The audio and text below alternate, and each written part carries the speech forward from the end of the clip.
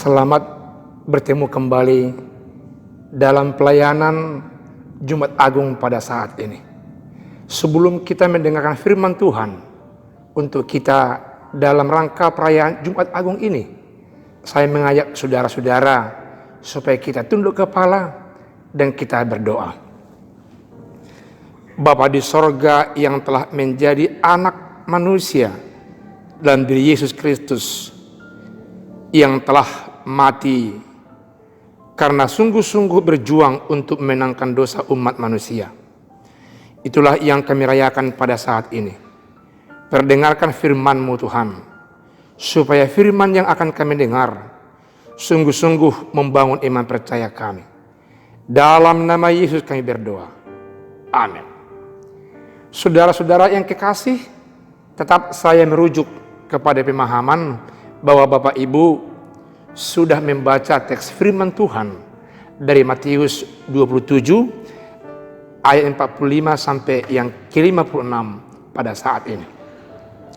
Sebelum saya memaparkannya, saya mengatakan bahwa suasana peringatan Jumat Agung ini persis sama pemahamannya seperti 5 menit sebelum jam 12. Apa yang dimaksud dengan 5 menit sebelum jam 12? Jam 12 saya pahami, dan mungkin juga Bapak Ibu pahami, merupakan puncak dari sesuatu karya, perjuangan, atau segala sesuatunya.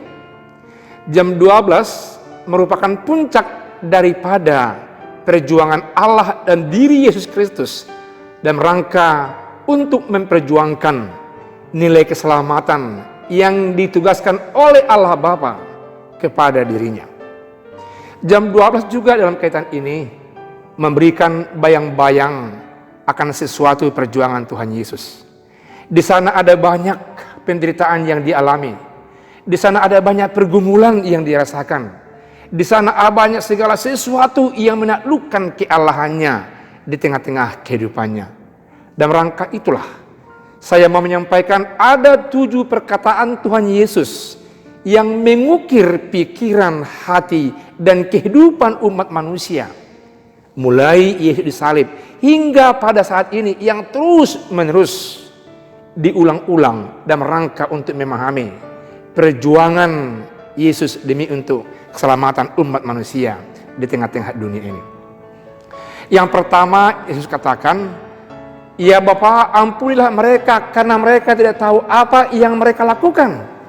Karena sungguh-sungguh Yesus melihat bahwa umat yang sungguh-sungguh menolak Dia di tengah-tengah dunia ini tidak mengerti apa yang mereka lakukan di tengah-tengah dunia ini, sehingga Dia dijatuhi hukuman mati yang sama dengan orang penjahat yang sejahat-jahatnya. Di sisi lain, Yesus mengatakan kepada penjahat yang tersalib di kiri kanannya, khusus kepada yang di kanannya, "Pada hari ini engkau telah berada bersamaku di paradis." Karena apa? Karena ternyata dunia pada saat itu yang tidak menerima Yesus, yang diwakili oleh para penguasa dan elit Yahudi, ternyata ada orang penjahat yang mengatakan, yang berdoa, yang meminta agar Yesus mengingat dia ketika Yesus sampai disalib di Firdaus nanti. Dan yang ketiga, Yesus melihat bahwasanya begitu menderita hati, pikiran dan kehidupan ibunya Maria, sehingga dia katakan, "Ibu, inilah anakmu." Dan kepada saudara-saudaranya, murid-muridnya mengatakan, "Inilah ibumu." Hal itu membuat ibu Yesus menjadi sedikit reda, meninggalkan salib Yesus di Golgota dan pergi bersama murid-muridnya.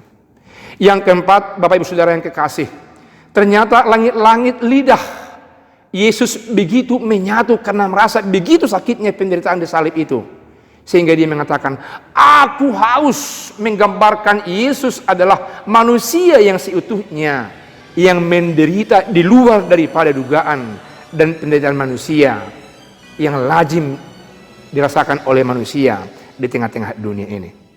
Yang keempat, Yesus mengatakan, "Eloi, Eloi, lama sabatani?" Allahku, Allahku, mengapa engkau meninggalkan aku?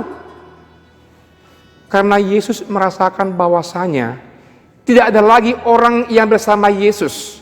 Ibu Yesus pergi, saudara-saudaranya pergi, dan dia merasakan penderitaan itu merupakan gambaran Allah Bapaknya yang meninggalkan dia pada saat itu.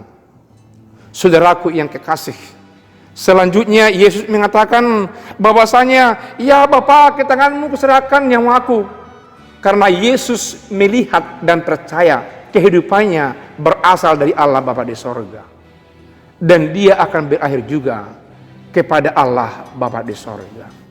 Setelah itu, tidak lama lagi, Yesus mengatakan, sudah selesai. Dan Yesus yang menderita di kayu salib itu, yang berjuang untuk membebaskan dosa umat manusia di tengah-tengah dunia ini, dengan kepala tunduk, dia mengatakan, sudah selesai. Yesus mati. Bapak-bapak, ibu-ibu, saudara yang kekasih, yang setia kepada Tuhan Yesus, yang percaya kepada pengorbanannya di kayu salib, apa yang menjadi pesan firman Tuhan ini buat kita pada saat ini? Yang pertama, mari kita lihat hal-hal yang memperlihatkan nilai-nilai perubahan ketika Yesus berada di salib itu.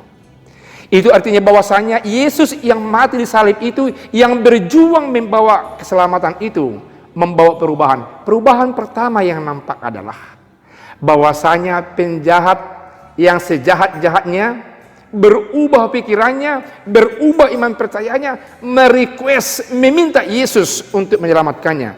Sehingga dia katakan Yesus tadi, pada saat ini engkau sudah berada bersama aku di paradiso. Bapak Ibu yang kekasih, sejahat apapun Bapak Ibu rasakan di tengah-tengah dunia ini, dengan berita sukacita pada Jumat Agung ini, mari datanglah kepada Yesus yang sudah membebaskan kita lewat salibnya itu. Imani dia, teguhkan iman percayanya. Dan dia mengatakan, saudara semuanya telah bersama dia di paradiso. Yang kedua, ada perubahan yang luar biasa. Simbolis daripada elit-elit orang Yahudi yang menjaga Yesus disalib itu, prajurit dari angkatan yang luar biasa pada saat itu, dengan mengikuti peristiwa penyaliban Yesus sampai Yesus mati di kayu salib saat itu. Dia mengatakan bahwa benar Yesus ini adalah anak Allah. Saudara memahami bahwasanya pengertian teologis istilah anak Allah adalah, sebenarnya itu bersumber dari pemahaman bahwasanya anak dewa atau anak orang terbesar yang diberikan kepadanya segala kuasa, segala kepercayaan, segala kebijakan dengan lain. Dan kini bukan hanya istilah kepada anak dewa dikatakan oleh prajurit itu kepada Yesus, tapi dikatakannya benar dia anak Allah, yang memberi arti semua kuasa, semua kebijakan, semua segala sesuatu yang ada di sorga min Allah Bapa di sorga telah ada dilihatnya, diimaninya dalam diri Yesus Kristus yang telah mati di kayu salib itu.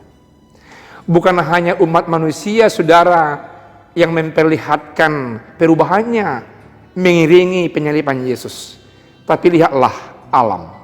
Matahari redup, kuburan yang dari batu semua retak, orang kudus bangkit, gempa bumi terjadi. Demikian juga tabir di bait Allah terkoyak terbelah dua. Yang memberi arti apa? Bahwasanya dengan kematian Yesus ada banyak perubahan yang tidak biasa, ada perubahan yang sungguh-sungguh di luar logika manusia.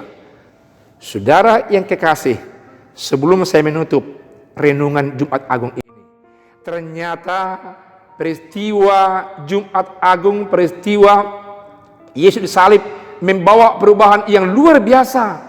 Karena itu, jikalau saudara ingin membawa perubahan di tengah-tengah hidup di dunia ini, hiduplah bersama Yesus yang telah disalib itu.